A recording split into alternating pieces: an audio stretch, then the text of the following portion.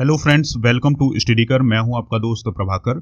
आज हम डिस्कस करेंगे 30 अक्टूबर 2021 से related most important current affairs. तो दोस्तों, ये जो डेली करंट अफेयर्स की सीरीज है, इसका लेक्चर आपको सुबह 6 बजे उपलब्ध हो जाता है। तो आप इसके साथ सुबह 6 बजे जरूर जुड़िएगा।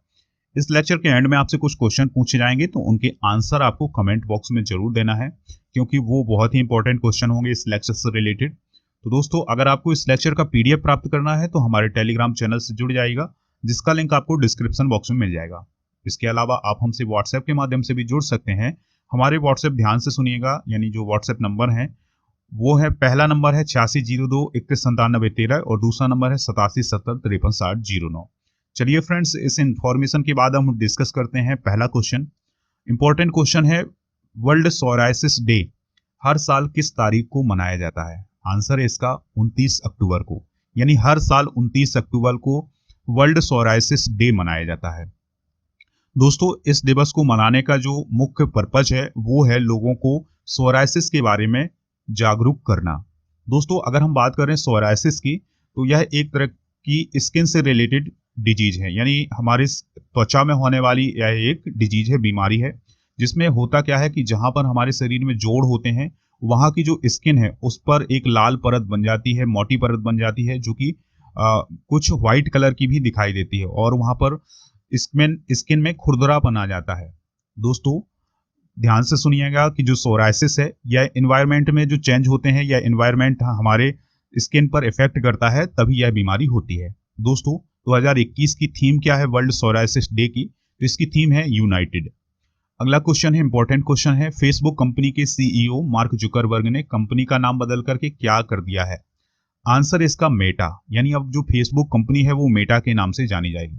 दोस्तों, मार्क जुकरबर्ग ने जो ये फैसला लिया है, ये क्यों लिया है, सबसे इंपॉर्टेंट बात यही है। तो मार्क जुकरबर्ग का कहना ये है कि जो फेसबुक है, उस फेसबुक को अब वो सोशल मीडिया कंपनी के रूप में नहीं पहचान देना चाहते हैं। अब वो चाह रहे हैं कि यह जो कंपनी है उनकी, वो सोशल मीडिया कंपनी से ऊपर उठ करके कुछ और अन्य काम करे, यानी डिजिटली रूप से वो कुछ और अन्य काम करे और अन्य क्षेत्रों में काम करे। इसलिए उन्होंने कंपनी का नाम बदल करके फेसबुक से मेटा कर दिया है। तो याद रखिएगा, फेसबुक के सीईओ कौन है? Mark Zuckerberg. तो उनके द्वारा ही ये फैसला किया गया है और उन्होंने ही इस नाम की घोषणा की है। तो दोस्तों, मार्क जुकरबर्ग लंबे समय से अपने सोशल मीडिया कंपनी यानी फेसबुक की दोबारा से ब्रांडिंग करना चाहते थे, तो इसलिए उन्होंने कंपनी का नाम ही बदल दिया है। तो अब कंपनी फेसबुक जो है वो जानी जाएगी मेटा के नाम से। यानी इसका सीधा अर्थ यही है, यानी कि नाम बदलने का सीधा अर्थ यही है कि जो मेटा कंपनी है, अब वो डिजिटली रूप से बहुत आगे निकल जाएगी और अन्य क्षेत्रों में भी काम करेगी। जैसे दोस्तों, माइक्रोसॉफ्ट वगैरह जो है, सॉफ्टवेयर बनाने की कंपनियां हैं और अन्य क्षेत्रों में कार्य करने वाली कंपनियां हैं, वो इस प्रकार के काम भी करना चाहती है। तो दोस्तों, जो मार्क जुकरबर्ग थे, उनका कहना यही था कि जो फेसबुक है, वो फेसबुक की अब छवि बदलना चाहते हैं। वो केवल एक सोशल मीडिया कंपनी नहीं बनना चाहते हैं, बल्कि एक मल्टीनेशनल कंपनी बनना चाहते हैं। और अभी भी ये मल्टीनेशनल कंपनी ही है, लेकिन ये डिजिटली रूप से और क्रांति लाना चाहते हैं। दोस्तों, इस प्रकार से अब फेसबुक को एक नया प्लेटफॉर्म मिलेगा और एक नई पहचान मिलेगी। तो याद रखना है कि जो फेसबुक है उसका नया नाम क्या होगा? मेटा होगा। याद रखना है कि फेसबुक के सीईओ कौन है, यानी मेटा कंपनी के सीईओ कौन हो जाएंगे अब? Mark Zuckerberg. अगला क्वेश्चन है, भारतीय रिजर्व बैंक के गवर्नर शक्तिकांत दास का कार्यकाल कितने साल के लिए बढ़ा दिया गया है? आंसर इसका 3 साल के लिए। दोस्तों, आरबीआई के गवर्नर शक्तिकांत दास का कार्यकाल कितने वर्ष के लिए बढ़ा दिया गया है? 3 वर्ष के लिए बढ़ा दिया गया है। तो यह फैसला लिया है केंद्र सरकार ने, यानी केंद्र सरकार ने एक फैसला लेते हुए आरबीआई के गवर्नर शक्तिकांत दास का कार्यकाल 3 साल के लिए बढ़ाने का फैसला लिया है। दोस्तों, शक्तिकांत दास अब 2024 तक, यानी दिसंबर 2024 तक आरबीआई के गवर्नर बने रहेंगे। और शक्तिकांत दास का कार्यकाल खत्म हो रहा था 10 दिसंबर 2021 को, लेकिन अब उनका कार्यकाल दिसंबर 2024 तक होगा। शक्तिकांत दास ने साल 2018 में उर्जित पटेल के इस्तीफे के बाद आरबीआई के गवर्नर पद कब जो पद था उसका कार्यभार संभाला था। यानी शक्तिकांत दास आरबीआई के गवर्नर के रूप में कब नियुक्त किए गए थे? साल 2018 में। दोस्तों, शक्तिकांत दास ने वर्ल्ड बैंक, एशियाई development bank, new development bank और एशियन इंफ्रास्ट्रक्चर इन्वेस्टमेंट बैंक में भारत के वैकल्पिक गवर्नर के रूप में भी काम किया है। चलिए फ्रेंड्स, अब हम बात करते हैं आरबीआई के बारे में। तो आरबीआई की स्थापना reserve bank of India act 1934 के तहत की गई थी। आरबीआई की स्थापना कब हुई थी? 1 अप्रैल 1935 को। याद रखना है दोस्तों कि आरबीआई की स्थापना कब हुई थी? 1 अप्रैल 1935 को हुई थी। और किस एक्ट के तहत हुई थी? तो reserve bank of India act 1934 के तहत की गई थी। जब आरबीआई की स्थापना हुई थी तब इसकी जो पूंजी थी वो कितनी थी, यानी कितनी लागत थी इसकी? 5 करोड़ रुपए। दोस्तों, हिल्टन यंग आयोग की अनुशंसा पर रिजर्व बैंक ऑफ इंडिया का राष्ट्रीयकरण 1 जनवरी 1949 को किया गया था। यानी आरबीआई का जो राष्ट्रीयकरण है वो हिल्टन यंग आयोग की अनुशंसा पर किया गया था। इसका हेडक्वार्टर कहाँ है? मुंबई में है। और दोस्तों, आरबीआई के पहले गवर्नर कौन थे? Sir Osborne Smith. कौन थे? Sir Osborne Smith.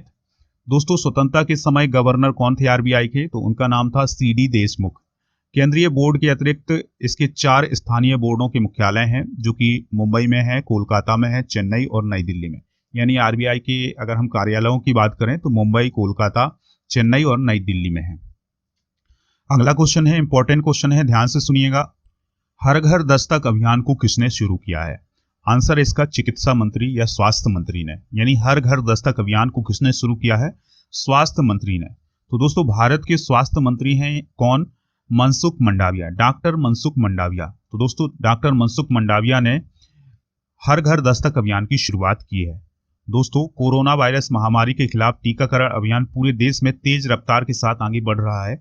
इसी के अकॉर्डिंग जो केंद्रीय स्वास्थ्य मंत्री हैं यानी हेल्थ मिनिस्टर हैं डॉक्टर मनसुख मंडाविया, तो उन्होंने सभी राज्यों और केंद्र शासित प्रदेशों के स्वास्थ्य मंत्रियों की एक बैठक ली और उसी के दौरान उन्होंने हर घर दस्तक अभियान की शुरुआत की।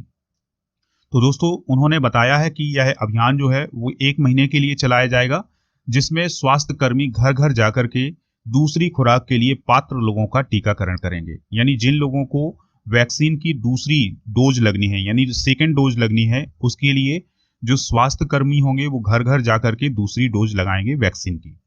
चलिए फ्रेंड्स, अगला क्वेश्चन डिस्कस करते हैं। इंपॉर्टेंट क्वेश्चन है, हाल ही में किस राज्य के द्वारा वन्य जीव कार्य योजना 2021 से 30 तक पारित की गई है? यानी 10 साल के लिए वन्य जीव कार्य योजना लागू की गई है, तो वह राज्य है महाराष्ट्र। तो दोस्तों, महाराष्ट्र राज्य वन्य जीव बोर्ड यानी state board of wild life की 17वीं बैठक हुई थी, जिसमें महाराष्ट्र सरकार ने वन्य जीव कार्य योजना को मंजूरी दी है।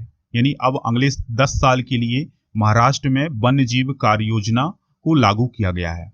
दोस्तों, महाराष्ट्र ऐसा कार्य करने वाला भारत का पहला स्टेट है। यानी महाराष्ट्र भारत का पहला ऐसा स्टेट है जिसने वन्य जीव कार्य योजना को पारित किया है, और वो भी स्वयं की। दोस्तों, बोर्ड ने एक और फैसला लिया है, तो आप ध्यान से सुनिएगा। बोर्ड ने विदर्भ क्षेत्र के चंद्रपुर जिले के तडोबा अंधारी टाइगर रिजर्व की जो सीमा है उसको 79 वर्ग किलोमीटर बढ़ाने को भी मंजूरी दी है। इसका अर्थ ये होगा दोस्तों कि जो राज्य वन्य जीव बोर्ड है उसकी बैठक में ये फैसला लिया गया है कि जो वन्य जीवों से जुड़ी हुई जो कार्य योजना है, यानी एक प्रकार का रोड मैप, किस प्रकार से वन्य जीवों के लिए कार्य किया जाए, कैसे उनको बचाया जाए और कौन कौन से प्रावधान लागू किए जाएं, तो इस पर एक कार्य योजना बनेगी। कहां पर? महाराष्ट्र में। तो ऐसा करने वाला महाराष्ट्र देश का पहला स्टेट है। इसके अलावा राज्य वन्य जीव बोर्ड ने एक और फैसला लिया है कि जो चंद्रपुर जिला है महाराष्ट्र का, उसमें तडोबा अंधारी टाइगर रिजर्व है, उसकी सीमा को भी बढ़ा दिया गया है और वो सीमा बढ़ाई गई है 79 वर्ग किलोमीटर। महाराष्ट्र के राज्यपाल कौन है? हम सभी लोग जानते हैं, भगत सिंह कोश्यारी हैं, और राजधानी तो मुंबई है, और इसके अलावा चीफ मिनिस्टर उद्धव ठाकरे हैं। चलिए फ्रेंड्स, अब हम कल के यानी 29 अक्टूबर 2021 से रिलेटेड जो इंपॉर्टेंट करंट अफेयर्स थे उनका रिवीजन कर लेते हैं। तो दोस्तों, आप बहुत ही ध्यान से सुनिएगा, ये क्वेश्चन भी सबसे इंपॉर्टेंट क्वेश्चन है। हाल ही में नागरिक उड्डयन मंत्रालय ने किसानों की हेल्प के लिए किस योजना को शुरू किया है? आंसर है इसका कृषि उड़ान 2.0। भारतीय रिजर्व बैंक यानी आरबीआई ने किसको जम्मू कश्मीर बैंक का अगला प्रबंध निदेशक और मुख्य कार्यकारी अधिकारी यानी सीईओ नियुक्त किया है? आंसर इसका बलदेव प्रकाश को। हाल ही में कौन सा राज्य खुले में शौच मुक्त पहला राज्य बन गया है, यानी ओडीएफ राज्य कौन बना है? तो उसका नाम है गोवा। हाल ही में राष्ट्रीय खेल पुरस्कार समिति ने मिताली राज, नीरज चोपड़ा के सहित कितने खिलाड़ियों को मेजर ध्यानचंद खेल रत्न पुरस्कार 2021 के लिए नॉमिनेट किया है? आंसर इसका 11 है। हाल ही में भारत ने अग्नि 5 मिसाइल का सफल परीक्षण किया है। यह मिसाइल कितनी दूर तक अपना लक्ष्य भेद सकती है? आंसर इसका 5000 किलोमीटर दूर तक, यानी जो अग्नि 5 मिसाइल होगी वो अपने लक्ष्य को 5000 किलोमीटर दूर तक भेद सकती है। अब हम उन प्रश्नों की बात करेंगे जिनके आंसर आपको कमेंट बॉक्स में देना है। तो दोस्तों, पहला क्वेश्चन है आरबीआई के वर्तमान में गवर्नर कौन है। दूसरा क्वेश्चन है आरबीआई की स्थापना कब की गई थी। तीसरा क्वेश्चन है आरबीआई के पहले गवर्नर कौन थे। चौथा क्वेश्चन है आरबीआई का राष्ट्रीयकरण कब किया गया था। और पांचवा क्वेश्चन है वर्तमान में मेटा कंपनी के सीईओ कौन है। तो इन 5 क्वेश्चन के आंसर आप कमेंट बॉक्स में जरूर दीजिएगा, हमें इंतजार रहेगा आपके आंसर का। कल के आंसर की बात करें तो ये सटीक और सही आंसर दिए हैं योगेश कुमार ने, विष्णु सोलंकी ने और राजीव गुप्ता ने। तो दोस्तों, इन 3 लोगों ने कल के आंसर बहुत ही सटीक दिए हैं और बहुत ही सही आंसर दिए हैं। तो आप भी आंसर दीजिएगा। दोस्तों, अगर आपने स्टडीकर को खबरिया पर फॉलो नहीं किया है तो फॉलो कर लीजिएगा। वहां पर आपको मोस्ट इंपॉर्टेंट ऑडियो लेक्चर मिल जाएंगे जो कि सबसे इंपॉर्टेंट होते हैं आपके एग्जाम के लिए। तो आप स्टडीकर को खबरिया पर जरूर फॉलो कर लें। वहां पर आपको मेरा मॉडर्न इंडियन हिस्ट्री का ऑडियो कोर्स भी मिल जाएगा, तो उसको भी आप परचेज कर सकते हैं बहुत ही कम कीमत पर। राजा गुप्ता को आप अनअकैडमी पर फॉलो कर लीजिएगा। वहां पर उनकी स्पेशल क्लासेस मिलेंगी, लाइव क्लासेस मिल जाएंगी। इसके अलावा उनके माध्यम से अगर आप कोई भी कोर्स परचेज करना चाहते हैं तो उसके लिए आप एक रेफरल कोड यूज करिएगा, राजा नंबर 1। जैसे ही आप ये कोड यूज करेंगे आपको कोर्स में छूट दे दी जाएगी। दोस्तों, अगर आपको ये लेक्चर पसंद आया है तो लाइक कर दीजिएगा, दोस्तों को शेयर जरूर करिएगा हर एक प्लेटफॉर्म पर, जिससे स्टडीकर को सपोर्ट मिल सके। चलिए फ्रेंड्स, मिलते हैं नेक्स्ट लेक्चर में। जय हिंद, वंदे मातरम।